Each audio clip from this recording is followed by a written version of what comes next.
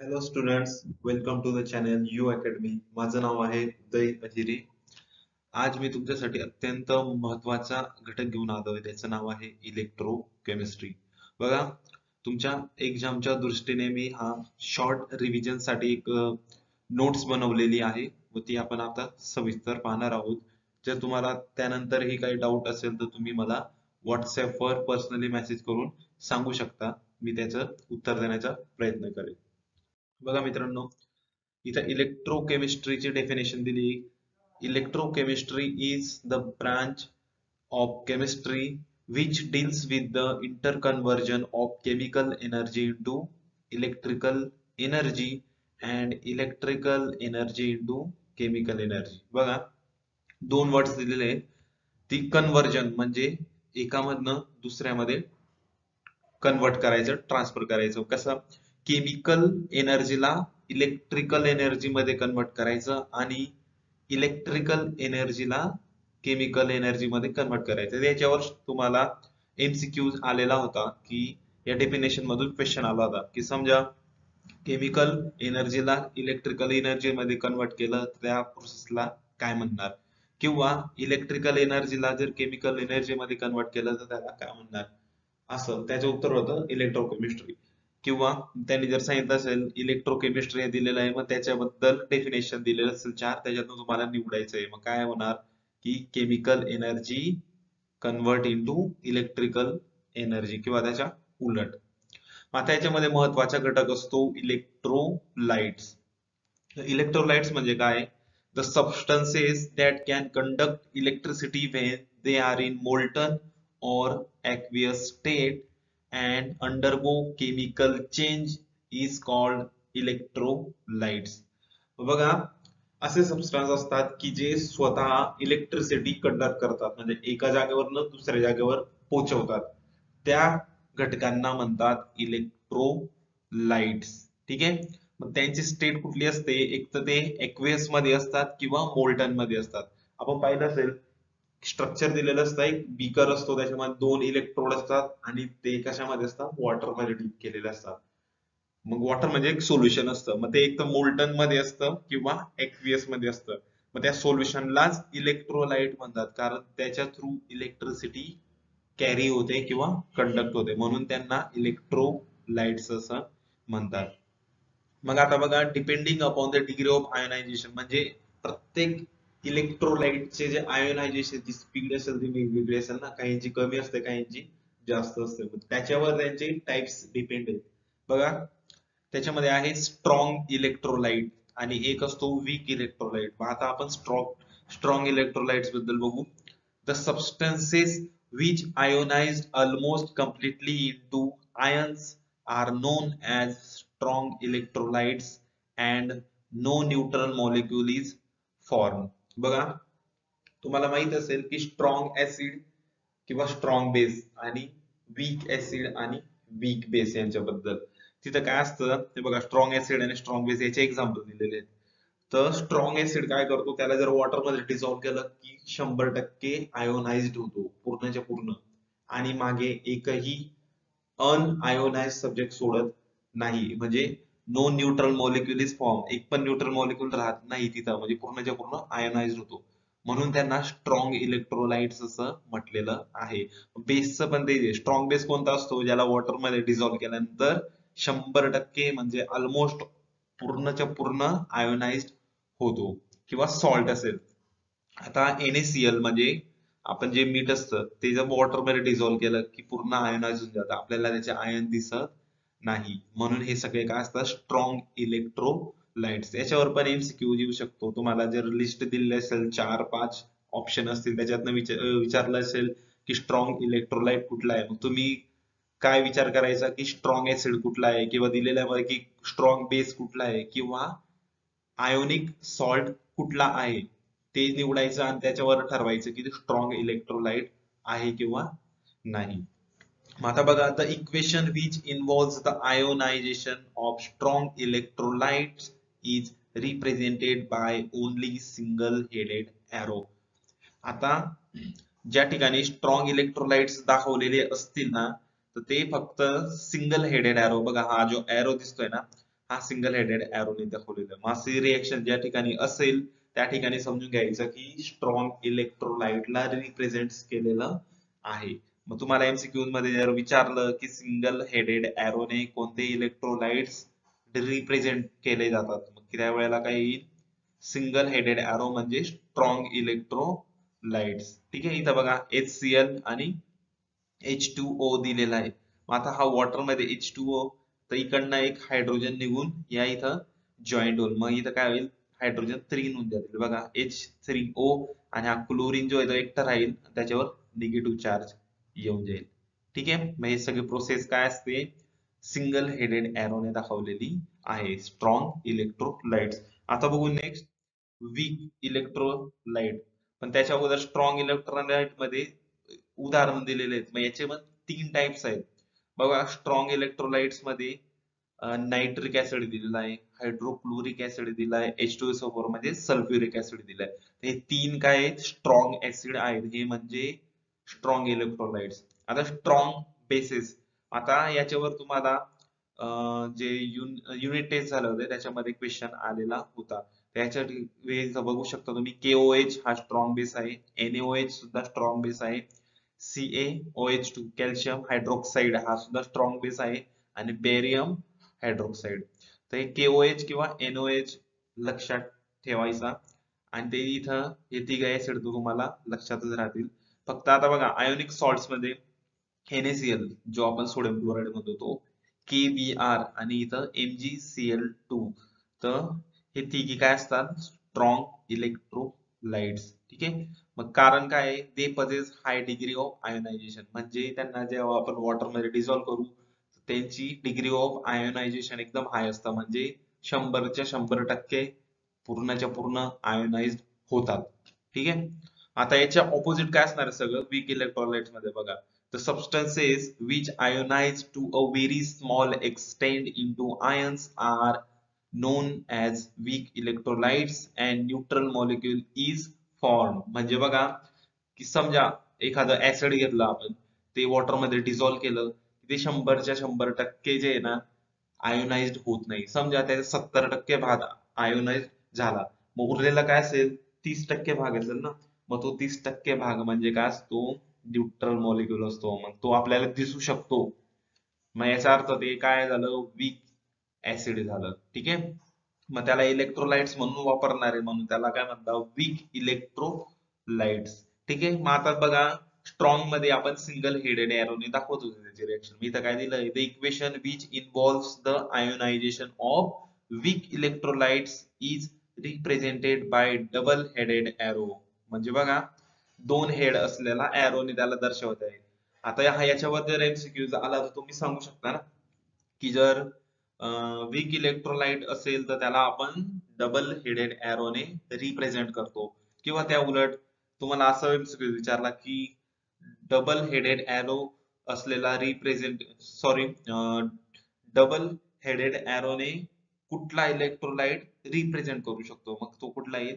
Weak electrolyte. मग इथं बघा ऍसिटिक ऍसिड घेतलाय, हा वीक ऍसिड आहे, वॉटर मध्ये डिझॉल्व्ह केलं, इथं काय होईल की इकडचा एक हायड्रोजन निघून H2O ला मिळून जाईल, म्हणजे आयोनाइज्ड होत आहे ना. इथं बघा H3O होऊन जाईल, आणि इथं एक हायड्रोजन कमी होऊन जाईल, याच्यावर निगेटिव्ह चार्ज येईल. ही रिएक्शन काय असते? रिव्हर्सिबल, म्हणजे रिव्हर्स होऊ शकते, परत हा हायड्रोजन परत इकडे जाऊ शकतो. रिव्हर्सिबल रिएक्शनचे पण इंडिकेशन आहे. आणि दुसरी गोष्ट वीक इलेक्ट्रोलाइट्स, याच्यात दोनच टाईप आहे बघा. एक म्हणजे काय असतं? वीक ऍसिड, आणि दुसरं वीक बेस. याच्यात वीक ऍसिड असतो ऍसिटिक ऍसिड म्हणजे CH3COOH, हायड्रोजन फ्लोरिक ऍसिड म्हणजे HF, आणि H3PO4, हे 3 ऍसिड दिले, हे वीक ऍसिड आहेत. आणि वीक बेस बघा NH3 आणि C5H5N. आता तुम्हाला स्ट्रॉंग मध्ये जास्त आहे तर हे लक्षात ठेवण्यापेक्षा काय करा? वीक मध्ये लक्षात ठेवा, आणि याच्या व्यतिरिक्त असतील ते स्ट्रॉंग ऍसिड किंवा स्ट्रॉंग बेस असते. ठीक आहे, आलं लक्षात. आता याच्या नंतर बघा नॉन इलेक्ट्रोलाइट्स. आधी आपण काय बघतो? इलेक्ट्रोलाइट्स, त्याचे दोन टाइप, स्ट्रॉंग आणि वीक. आता नॉन इलेक्ट्रोलाइट्स म्हणजे आता याच्यामध्ये काय असणार आहे की uh substances that can not conduct electricity either in aqueous or in molten state is called non electrolytes म्हणजे जे घटक इलेक्ट्रिसिटी कॅरी करू शकत नाही त्यांना म्हणतात नॉन इलेक्ट्रोलाइट्स, आणि जे करू शकतात त्यांना इलेक्ट्रोलाइट्स असं म्हणतात. मग याचे एक्झाम्पल बघा, ऑइल्स. ऑइल्स कधी इलेक्ट्रिसिटी कॅरी करत नाही. दुसरी गोष्ट स्टार्च, अल्कोहोल, शुगर. बघा, शुगर मध्ये इलेक्ट्रिसिटी पास केली तर ती जाऊ शकते का दुसऱ्या जागेवर? नाही. मग असं इमॅजिन करायचं ज्या वेळेला तुम्हाला एमसीक्यू येईल, थोडा विचार करून आन्सर टिक करायचं. नॉन इलेक्ट्रोलाइट म्हणजे जे इलेक्ट्रिसिटी कंडक्ट किंवा कॅरी करू शकत नाही, मग ते मोल्टन स्टेट असो किंवा ऍक्वियस स्टेट मध्ये असो. ठीक आहे. आता याच्यामध्ये काही कन्सेप्ट आहेत बघा, हे एमसीक्यूज मध्ये तुम्हाला आलेले होते. गॅल्व्हॅनिक किंवा व्होल्टेक सेल्स. मी इथं काय दिलंय, in this cells chemical energy is converted into electrical energy through redox reaction. बघा, आता इथं दिलेलं आहे की गॅल्व्हॅनिक किंवा व्होल्टेक सेल्स काय असतात की जे केमिकल एनर्जीला इलेक्ट्रिकल एनर्जी मध्ये कन्वर्ट करतात. हा डायरेक्ट एमसीक्यू झालेला होता जसे तसा. आणि कशा थ्रू करतात ते? Redox reaction. आता रेडॉक्सचा अर्थ काय असतो की ज्या रिएक्शन मध्ये एकाच वेळेला ऑक्सिडेशन पण होत आहे आणि रिडक्शन पण होत आहे, दोघी जर एकाच वेळेला घडत असतील तर त्याला काय म्हणतात? रेडॉक्स रिएक्शन असं म्हणतात. ठीक आहे. मग आता याच्यामध्ये एक नोट आहे बघा, galvanic cell is also called as electrochemical cells and Daniell cell is well known as a galvanic cell. मग आता या नोट मधून जे दिलेलं आहे याच्यामध्ये दोन एमसीक्यू तुमचे तयार होऊन जातात. की तुम्हाला विचारलं इलेक्ट्रोकेमिकल सेलचं एक उदाहरण सांगा, तर ते काय येईल? Galvanic cell. किंवा तुम्हाला सांगितलं असेल गॅल्व्हॅनिक सेल म्हणजेच काय, तर तिथे 4 ऑप्शन असतील त्याच्यामध्ये निवडायचं इलेक्ट्रोकेमिकल सेल्स. तुम्हाला ही एमसीक्यूज आलेली होती. त्याच्यानंतर एक दुसरी येऊ शकते बघा, Daniell cell is well known as example of galvanic cell. तुम्ही हे दोघीच्या दोघी जे एमसीक्यूज मटेरियल आहे ते लक्षात ठेवायचं, म्हणून त्याला मी नोट म्हणून टाइप केलेलं आहे. आता बघा, दुसरी गोष्ट काय असतं, कॅथोड आणि त्याच्यानंतर एनोड येईल. कॅथोड मध्ये काय? It is an electrode which is connected to the terminal of negative of the battery. बघा, एक बॅटरी म्हणजे एक सिंगल जर असेल ना, सिंगल इलेक्ट्रिसिटी कॅरी करण्यासाठी, तर याला सेल म्हणतात. आणि जो बंच असेल सेलचा तर त्याला बॅटरी म्हणतात. त्याच्यापैकी ना एक पॉझिटिव्ह असतो आणि एक निगेटिव्ह एंड असतं. मग यांनी काय सांगितलंय की जो कॅथोड असतो ना, तो कॅथोड निगेटिव्ह टर्मिनल ऑफ बॅटरीला अटॅच केलेला असतो. When electric current is passed through an electrolyte, cations, that is positive ions, move towards the cathode and get discharged. म्हणजे समजा कॅथोडला आपण निगेटिव्ह टर्मिनलला जॉईन केलं आणि नंतर इलेक्ट्रिसिटी पास केली, तर त्यावेळेला जे कटायन्स असतात, कटायन्स म्हणजे पॉझिटिव्ह आयन्स, ते मूव्ह करतात कॅथोड कडे, म्हणजे ते एनोड वरनं कॅथोड कडे जात असतात. आता पूर्ण इलेक्ट्रोकेमिस्ट्री मध्ये एकच गोष्ट लक्षात ठेवायची की रिएक्शन एनोड वरनं स्टार्ट होते, एनोड वरनं स्टार्ट होऊन ते कॅथोड कडे जात असते. लक्षात ठेवा, एनोड टू कॅथोड. आता आपण एनोड बद्दल माहिती घेऊ. बघा, या ठिकाणी दिलंय की it is an electrode which is connected to the positive terminal of the battery when electric current is passed through an electrolyte. Anions means that is negative ions move towards anode and get discharged. मग बघा, कॅथोडचं लक्षात ठेवायचं की त्याला बॅटरीच्या negative टर्मिनलला join केलेलं होतं, आणि इथं एनोडच्या उलट आहे की एनोडला पॉझिटिव्ह टर्मिनल ऑफ द बॅटरीला अटॅच केलेलं आहे. आणि when electricity is pass through an electrolyte, जेव्हा आपण इलेक्ट्रिसिटी पास करू तेव्हा ज्याचे अनायन्स असतात म्हणजे negative ions move toward the anode, आणि याच्या उलट कुठं होतं? कॅथोड मध्ये. तर तिथं जे कटायन्स असतात पॉझिटिव्ह आयन्स, ते उलट म्हणजे कॅथोड कडे मूव्ह करत होते, आणि या ठिकाणी निगेटिव्ह आयन्स जे आहेत अनायन्स, ते एनोड कडे मूव्ह करतात. या दोघांवर तुम्हाला फिरवून फारून एमसीक्यू येऊ शकतो, ते तुम्ही नीट लक्षात ठेवायचंय. आता इथं बघा, इलेक्ट्रोकेमिकल सेल, आता हा टॉपिक खूप महत्वाचा आहे, याच्यावर एमसीक्यू येतातच. आता बघा, इलेक्ट्रोकेमिकल सेलचे दोनच टाइप आहेत, एक असतो प्रायमरी सेल आणि दुसरा असतो सेकंडरी सेल. प्रायमरी सेल बद्दल माहिती दिली, it is not rechargeable after one use. We can only use one time, then not able to use again. म्हणजे बघा, प्रायमरी सेल असा सेल असतो की ज्याला आपण यूज करतो आणि त्याची बॅटरी संपली की त्याला फेकून देतो. म्हणजे जे खेळणे असतात है ना, त्या खेळण्यांमध्ये किंवा आपण जी वॉच असते, वॉच वापरतो तिच्यामधले जे सेल असतात त्यांना आपण रिचार्ज करत नाही कधीच, ठीक आहे, किंवा चार्जिंग करत नाही, त्याला आपण फेकून देतो यूज केल्यानंतर. ते असतात प्रायमरी सेल. मग जसं बघा, torches cell, toy cells, electric bulb, tape recorder etcetera, ठीक आहे, ते सगळे असतात प्रायमरी सेल, म्हणजे नॉट रिचार्जेबल. आता सेकंडरी सेल याच्या उलट असतात, म्हणजे रिचार्जेबल असतात and can be use like the primary cells, then recharge and use again. म्हणजे बघा, असे सेल असतात की त्यांना आपण यूज केलं, त्याच्यातली बॅटरी संपली की त्याच्यामध्ये आपण काय करतो, चार्जिंग करतो आणि चार्जिंग झाल्यानंतर पुन्हा त्याचा यूज करतो. मग याला म्हणतात सेकंडरी सेल्स. आता याच्यावर एमसीक्यू येतो, म्हणजे येतो तुमच्या युनिट टेस्ट मध्ये सुद्धा आलेले होते क्वेश्चन. मग आता याचे उदाहरण दिलंय, lead acid storage cell and alkaline nickel cadmium storage cell, ठीक आहे. किंवा मग आता आपला मोबाईल जो असतो त्याची बॅटरी पण संपून जाते, आपण त्याला परत रिचार्ज करतो, ठीक आहे.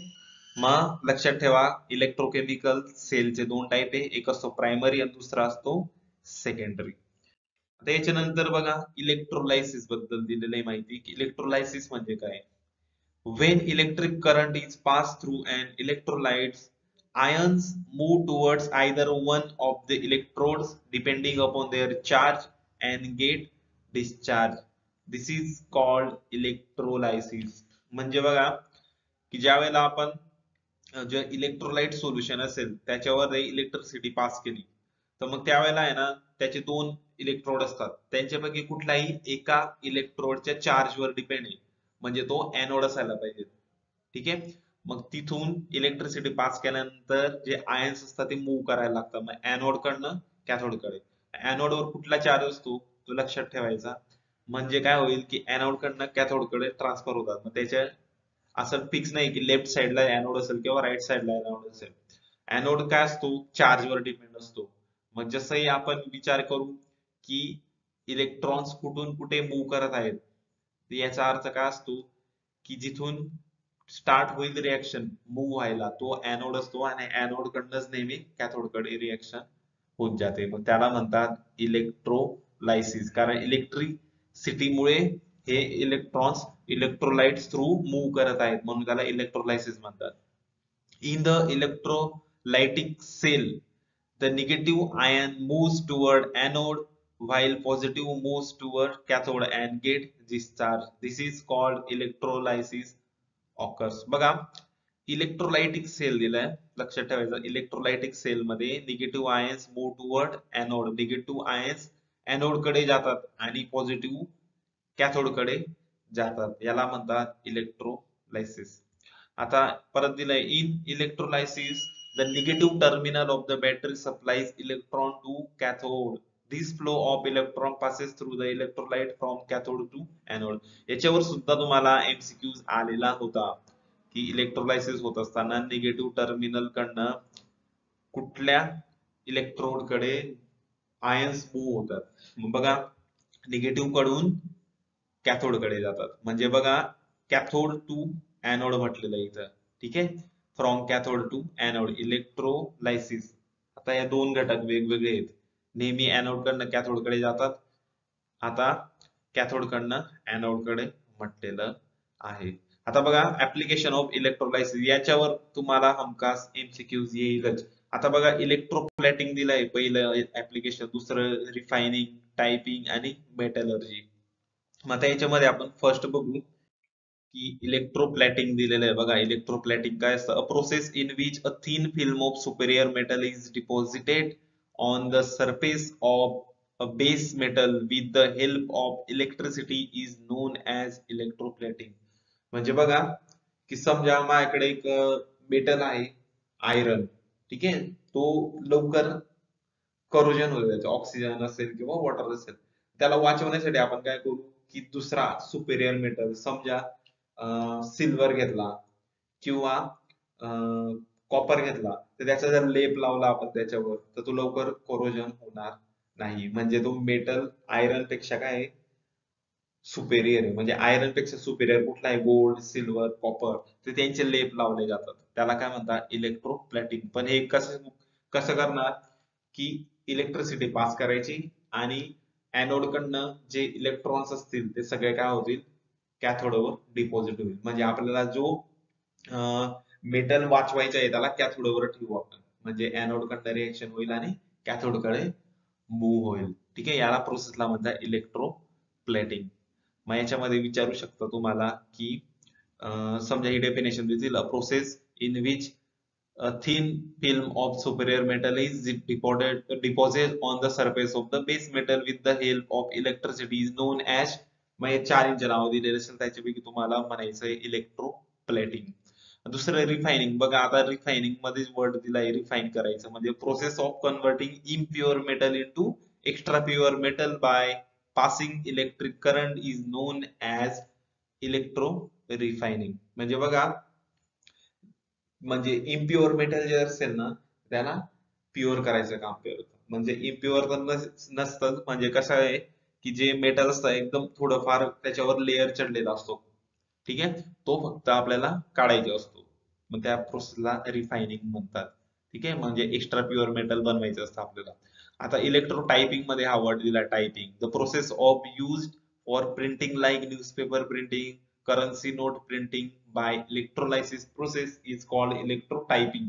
म्हणजे जसं न्यूजपेपर मध्ये कसं कागदावर टायपिंग केली जाते, नोट असतात त्याच्यावर कागदावर टायपिंग केली जाते, त्याच प्रकारे मेटलवर टायपिंग करायचे असेल म्हणून या प्रोसेस मध्ये पण काय इलेक्ट्रिसिटीचा वापर होतो आणि इलेक्ट्रोलायसिस या प्रोसेसने आपण हे काम करतो म्हणून त्याला इलेक्ट्रो टायपिंग म्हणतात. आता बघा, इलेक्ट्रो मेटॅलर्जी दिलेलं आहे. The process of extraction of metals from their ores by electrolysis is called as electrometallurgy. मग काय होतं, मेटॅलर्जी म्हणजे काय असतं की जे मेटल्स असतात त्यांना खाणीमधनं काढलं जातं. मग त्यांच्या स्पेशल ओर्स असतात. म्हणजे जसं आयरन असते, आयरन एक्स्ट्रॅक्शन करण्याचे 4 मेथड असतील, तर त्या ओर्स म्हणतात त्यांना, त्या मेथड्सला ओर्स म्हणतात. ठीक आहे, मग जसे सिडेराइट, हेमेटाइट आहे ना, या सगळ्या त्या ओर्सचे नाव आहेत. तर मग त्याला काय म्हणतात, मेटॅलर्जी. मग इथं पण तीच प्रोसेस असते, इलेक्ट्रोलायसिस. मग त्याच्यामध्ये इलेक्ट्रिसिटी पास केली जाते आणि एनोड कडनं कॅथोड कडे डिपॉझिट होत असतं. मग इथं नोट मध्ये दिलंय बघा, in the electrolysis always electrons are move from anode to cathode. या गोष्टी तुम्हाला आलेल्या आहेत आणि पुढेही येऊ शकता म्हणून ते लक्षात ठेवायचं आहे. आता या ठिकाणी एक करेक्शन होतं, आता मी ते करेक्ट केलेलं आहे बघा. आता ऑक्सिडेशन मध्ये काय आहे की हा Na सोडियम घेतलेला आहे, तर हा स्टेबल, याच्यावर कुठला चार्ज नाहीये. पण समजा याच्यातनं एक इलेक्ट्रॉन जर काढून घेतला है ना, मग एक इलेक्ट्रॉन बघा इथं +1 इलेक्ट्रॉन म्हणजे काढून घेतला, त्याच्यावर पॉझिटिव्ह चार्ज आला. जितके इलेक्ट्रॉन निघतील तितके पॉझिटिव्ह चार्ज त्याच्यावर जमा होईल. म्हणजे काय झाले, इलेक्ट्रॉन कमी झाले त्याच्यातनं. मग हा काय केला याने, इलेक्ट्रॉन लूज करून टाकला, म्हणजे याच्यामध्ये ऑक्सिडेशन झालेलं आहे. आणि रिडक्शन मध्ये काय होतं, गेन ऑफ इलेक्ट्रॉन. मग बघा, मी कॉपर घेतलेला आहे आणि याच्यामध्ये काय आहे की 2+ म्हणजे 2 इलेक्ट्रॉन कमी आहेत त्याच्यावर, म्हणून 2+ चार्ज आहे त्याच्यावर. आता +2 इलेक्ट्रॉन म्हणजे 2 इलेक्ट्रॉन त्याला देऊन टाकले, म्हणजे त्याने गेन करून घेतले. तर मग काय म्हणजे याला स्टेबल, याचा जो चार्ज होता तो गायब झाला, कारण 2 इलेक्ट्रॉन कमी होते आणि ते त्याने गेन केले. म्हणजे काय झालं, इलेक्ट्रॉन गेन झाले. इथं लूज झाले, लूज झाले म्हणजे ऑक्सिडेशन, आणि इथं गेन झाले म्हणजे रिडक्शन. मग इथं बघा, स्टेबल मेटल असेल सोडियम जसं दिसतोय, याच्यामध्ये जर चार्ज क्रिएट झाला पॉझिटिव्ह आणि तुम्हाला विचारलं कुठली रिएक्शन झाली, तर याचा अर्थ ऑक्सिडेशन. आणि इकडं रिडक्शन, कारण याच्यामध्ये बघा पॉझिटिव्ह चार्ज आहे आणि तितके इलेक्ट्रॉन त्यांनी घेतले, मग याच्यावर कुठला चार्ज उठला का, नाही उठला. याचा अर्थ हा याच्यामध्ये काय झालं, रिडक्शन झालं. आणि दोघी क्रिया एकाच रिएक्शन मध्ये झाल्या तर त्याला म्हणतात रेडॉक्स रिएक्शन. ठीक आहे, एकाच वेळेला जर झाल्या तर त्याला म्हणतात रेडॉक्स रिएक्शन. मग बघा, आता या ठिकाणी आपण घेऊ शकतो NaCl, किंवा आपण त्याच्याऐवजी एक घेऊ बघा, झिंक. मी दाखवण्याचा प्रयत्न करतो इथं की आपण जर समजा झिंक घेतला, ठीक आहे, इथं राईट केला झिंक आणि प्लस या ठिकाणी मी देतो कॉपर 2+. ठीक आहे, हा असेल कॉपर आणि याच्यावर चार्ज देतो मी 2+. ठीक आहे, आता यांची रिएक्शन दाखवतो मी. इथं मी लिहितो झिंक परत आणि झिंक वर 2+ असा चार्ज देणार. ठीक आहे, हा झाला झिंक 2+ आणि ऍडिशन करून पुढे कॉपर येईल. हा झाला कॉपर, याच्यावर कुठलाही चार्ज नाहीये. आता बघा या ठिकाणी काय होतं, हा झिंक आहे तर मग झिंक वर कुठलाही चार्ज नाहीये. ठीक आहे, कॉपर सोबत रिएक्शन झाली, याच्यावर चार्ज होता 2+. मग आता झिंक वर ना चार्ज नाहीये तर इथं चार्ज येऊन गेला, म्हणजे याचा अर्थ बघा हा स्टेबल होता, आता याच्याकडे 2 इलेक्ट्रॉन कमी झाले, याचा अर्थ याचे इलेक्ट्रॉन लूज झाले, म्हणजे याच्यामध्ये काय झालं ऑक्सिडेशन. आणि कॉपर कडे 2+ चार्ज होता, याचा अर्थ काय झालं की 2+ चार्ज म्हणजे याच्याकडे इलेक्ट्रॉन कमी होते 2 आणि इथं चार्ज नाहीये प्रॉडक्ट मध्ये, याचा अर्थ काय झालं की यांनी इलेक्ट्रॉन गेन करून घेतले. आता बघा ऑक्सिडेशन पण होत आहे आणि रिडक्शन पण होत आहे एकाच रिएक्शन मध्ये, मग याला काय म्हणतो आपण रिडॉक्स रिएक्शन, कारण एकाच वेळेला ऑक्सिडेशन पण दिसतंय आणि रिडक्शन पण दिसत आहे, याला म्हणणार रेडॉक्स रिएक्शन. ठीक आहे, आता नेक्स्ट इथं बघा हा टॉपिक दिलाय Faraday's first law of electrolysis. मग याच्यामध्ये काय दिलंय, याच्या स्टेटमेंट बद्दल विचारलं जाईल एमसीक्यूज मध्ये. The weight of a substance liberated or deposited an electron during the electrolysis is directly proportional to the quantity of electricity passed through the electrolyte. आता एखादा सबस्टन्स आहे, ठीक आहे, द सबस्टन्स असेल समजा की एक सबस्टन्स घेतला आपण, त्याच्यानंतर इलेक्ट्रिसिटी पास केली, पास केल्यानंतर जी इलेक्ट्रिसिटी जनरेट होईल त्याची अमाऊंट कशावर डिपेंड असते, जो सबस्टन्स आपण तिथं ऍड केलेला आहे त्याच्यावर डिपेंड असते, म्हणजे डायरेक्टली प्रोपोर्शनल. मग इथं बघा वेट दिलंय W is equal to Z multiply by C multiply by T दिलेला आहे, तर हा स्टेटमेंट आहे, याच्यावर पण तुम्हाला विचारू शकतात की हे स्टेटमेंट किंवा मग हा फॉर्म्युला दिलेला आहे तर हा कुठला लॉ आहे. ठीक आहे, त्याच्यामध्ये आपल्याला ओळखता यायला पाहिजे की WZCT दिलेला असेल तर हा असतो फॅरेडेचा फर्स्ट लॉ. याच्यामध्ये W असतो वेट ऑफ सबस्टन्स, बघा वेट ऑफ सबस्टन्स काय दिलंय Z, C आणि T. मग इथं Q काय दिलंय क्वांटिटी ऑफ द इलेक्ट्रिसिटी दिलेलं आहे, त्याच्यानंतर C म्हणजे करंट इन एम्पियर आणि टाइम इन सेकंड. मग करंट दिलेला आहे C म्हणजे तर तो एम्पियर मध्ये असेल आणि T म्हणजे टाइम. आणि इथं काय दिलेलं आहे की क्वांटिटी ऑफ इलेक्ट्रिसिटी काय दिलं आहे Q दिलेलं आहे. ठीक आहे, आणि Q चा अर्थ क्वांटिटी ऑफ इलेक्ट्रिसिटी आणि याला शो करता C आणि T ने. मी इथं दाखवतो बघा की Q म्हणजेच C मल्टिप्लाय बाय T असतो. ठीक आहे, बुक मध्ये दिलेलं आहे, मी तुम्हाला ऑलरेडी PDF दाखवलेली आहे बघा, C मल्टिप्लाय बाय T म्हणजेच Q. आणि हा जो Z असतो हा कॉन्स्टंट असतो. ठीक आहे, Z का असतो कॉन्स्टंट, म्हणजे इलेक्ट्रोकेमिकल इक्विव्हॅलन्स, म्हणजे आपण जे सोल्युशन घेणार, आता हे बघा एक स्ट्रक्चर दिसतं ना बिगर असतो, त्याच्यात 2 इलेक्ट्रोड असतात आणि सोल्युशन असतं खाली, तर ते सोल्युशन कॉन्स्टंट असतं, तर ते म्हणजे झेड असेल. ठीक आहे, मग हे स्टेटमेंट तुम्ही लक्षात ठेवायचं, हा असतो फॅरेडेचा फर्स्ट लॉ ऑफ इलेक्ट्रोलायसिस. आता सेकंड लॉ ऑफ इलेक्ट्रोलायसिस दिलंय, if the same amount of electricity is passed through different electrolytes, the masses of ions deposited at the electrodes are directly proportional to their chemical equivalent. याचा formula दिलाय बघा, weight of substance A deposited divided by weight of substance B deposited, यांचा ratio is equal to chemical equivalent weight of A substance and chemical equivalent of B substance. हा formula दिला आहे second law of इलेक्ट्रोलायसिसचा. ठीक आहे, म्हणजे काय असतं की जे सबस्टन्स आपण डिपॉझिट करणार आहे दोघी त्यांचा रेशो आणि त्यांचं केमिकल इक्विव्हॅलेंट जे होणार आहे त्यांचा रेशो दोघं काय असणार आहे सेम. ठीक आहे, हे स्टेटमेंट वरनच तुम्हाला एमसीक्यू येणार, ते तुम्ही लक्षात ठेवायचं.